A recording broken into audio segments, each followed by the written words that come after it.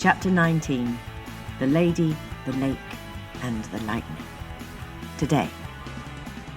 It had been a pleasant start to the day in Central Park.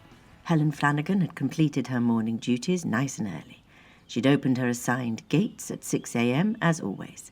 She'd checked the public restrooms in her section, all of which were surprisingly clean. Well, not clean, but cleaner than expected. She'd even had time to eat her breakfast on a bench, watching as the different groups arrived.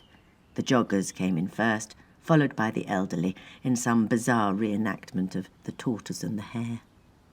In Helen's 50 years of life in the city, she'd seen a lot of strange things. This was New York, after all, but the strangest thing she had ever seen happened that morning. It began with a distant boom at around 10 a.m. Everyone who lived in this city was sensitive to unexplained booms. You couldn't blame them, given its history. She took out her phone to see if New York was under attack again. A cab had mysteriously exploded. She kept refreshing, hoping for more information. That's when it tore past her. A gold, glowing line. It was beautiful, like a solid sunbeam. Helen stared after it, mesmerized. To her astonishment, a man was holding the end of the sunbeam as if it were a leash, like he was taking an invisible dog for a walk, only the dog was walking him. The man was running faster than she had ever seen anyone run. A jogger who had stopped to catch their breath looked on enviously. As the man passed, Helen saw something move in her periphery. There, running along the park's wall, was a lithe, cat-like woman in a tracksuit, carrying what appeared to be a bow. The man fell, releasing the golden string as he did so. The arrow that the woman had shot was sticking right through his ankle. This was not going to be an easy one to explain to the Central Park Rangers. Adam gripped his leg, swearing under his breath in a variety of dead languages. Why, for goodness sake, always the same spot, really? He snapped the arrow in half, quickly pulling it from the wound. He took out a richly adorned flask from his coat's breast pocket and ripped out the stopper with his teeth. Sana vulnera. Amen. As he poured the water onto his wound, it began to smoke. Adam could feel the flesh pulling back together. This was Vatican magic, clumsily done. He'd worry about finesse later. He reached the edge of the lake. He looked left and right. It was busy, busier than he would have liked. He'd already exposed Pete today. He didn't want to be the cause of Vivian losing her home. Adam pulled out the jam jar in which the steam from the grate was still swirling. Then he fished out a small black book. Frantically, he flicked through the pages. He knew he'd written it down somewhere, but he hadn't used it since his trip into the forbidden... Aha! Fumo, redimio, ecora, he cried, smashing the jar to the ground before him. The steam leapt from its glass confinement, grew and spread, surrounding the lake in a thick dome of fog. Helen had chased after him. She arrived at the edge of the water, horribly out of breath, just in time to see the bizarre weather phenomenon take place. She saw the patrons of her park turn their heads in confusion. It had been such a nice day up until now. Adam glanced over his shoulder. Diana's sharp senses had not been hampered by the meteorological apparition. She burst through the mist, arriving beside him at the water's edge. Quickly, Adam flicked through the book once more. Et cum spiritu tuo! He sprinted across the surface of the water. Thank goodness he'd fogged the lake. The last time he had done that trick out in the open, it had caused quite a stir. He made it to the other side of the water, spinning round triumphantly. Diana paced the water's edge like a caged panther. Adam knew she would be assessing her options. Even if she swam the lake, she'd never catch up in time. Would she try to shoot him from there? He had seen her shoot blindfolded. Adam listened carefully for any sound of movement in the water or the tightening of a bowstring. But there was nothing to indicate pursuit. Adam had always been a natural optimist.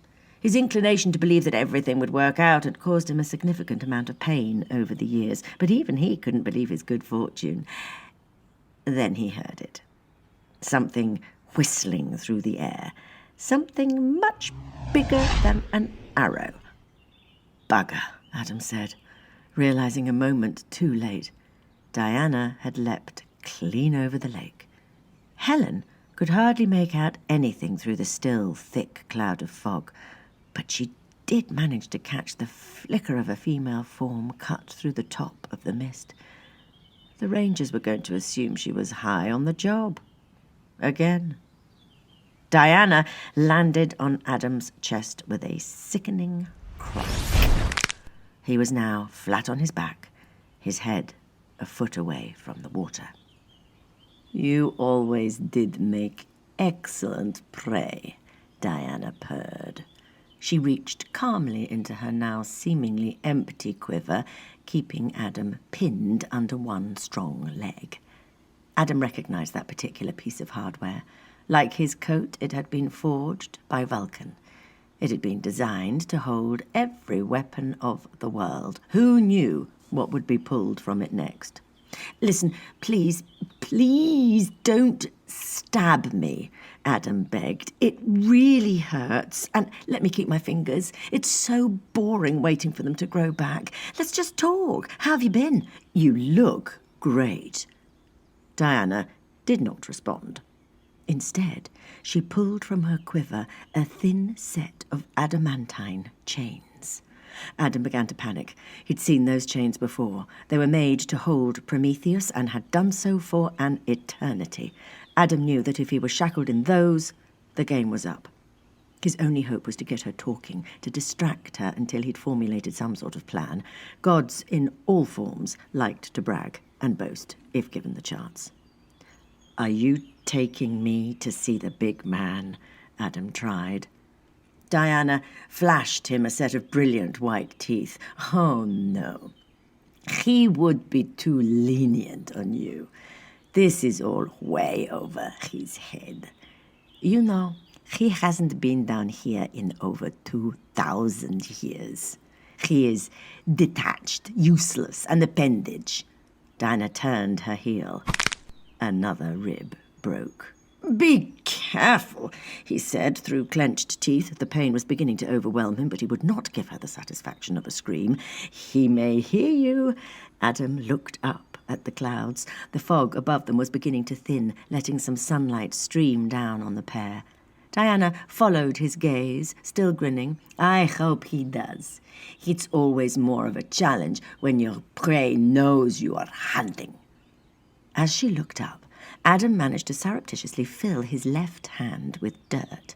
As soon as her gaze was on him once more, he gave a quick jerk of his wrist and threw it at the boastful former goddess, successfully hitting her in both eyes. She cried out in surprise and frustration, losing her balance. Adam took this chance to cast his right hand into the water of the lake. "Lady, it is I, Arthur Pendragon, once king of all Britain," he yelled, hoping against hope that Elizabeth's theory had been correct, otherwise he was about to look ridiculous. "I need my weapon back." "I will make you suffer, Adam. You will suffer," spat Diana, still wiping sand from her eyes. Maybe this was no time for formalities. "Vivian, it's me. It's Adam. Please give me this." Adam felt something move under the water.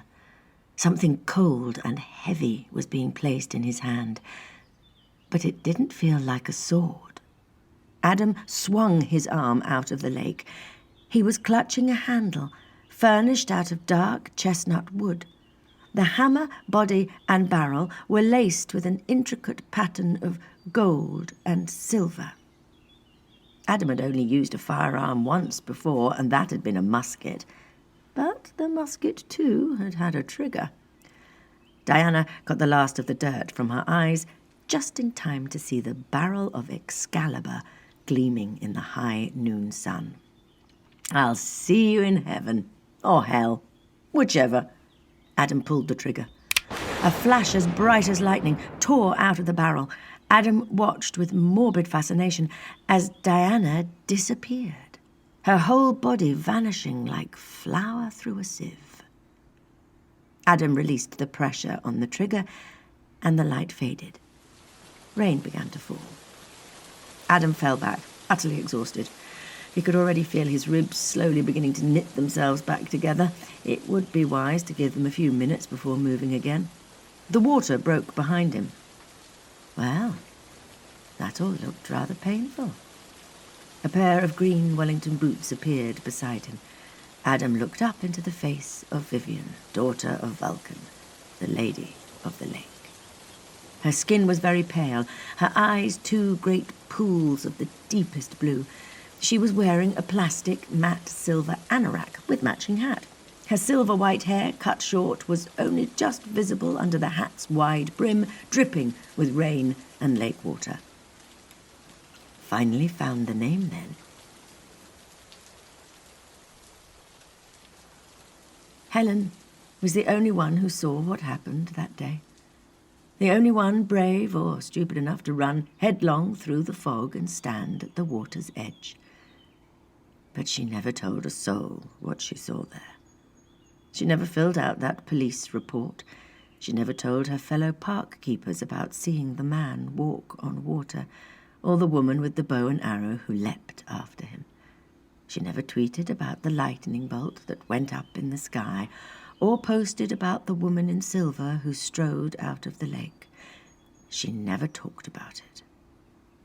But she thought about it every day for the rest of her life. The sun was now dipping into the ocean by the island of Delos, as Anna Friday continued to think about all the things that were and are and could be. There was something niggling at the back of her mind, a feeling that the former goddess of wisdom rarely experienced. It was the smallest flicker of doubt. Her train of thought was broken as the air around her began to crackle. A sad smile drew across her lips. Her hunch had been correct, after all. The fingers appeared first, pushing through thin air. When the whole hand was visible, Anna grabbed hold and pulled. An arm followed. Then a screaming face as every one of the atoms that made up Diana's body fused back together. With a firm tug, the once chaste and worshipped goddess of the hunt fell onto the Delos grass, naked, shaking, and sweating. Anna stood over her sister, taking it all in. She had never seen this process up close. It was fascinating. "It's all right. It's me," Anna said, wrapping a soft sheepskin around Diana's shoulders. Diana flinched. "Tell me what happened." Anna tried hard to keep her voice as calm as possible. Diana looked up at her big sister, tears of pain and fury streaming from her eyes.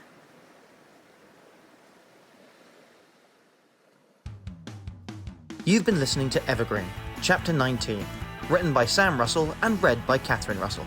If you enjoyed this chapter, wherever you're listening, please subscribe, give us a rating and a review, so we can get this story into more people's ears.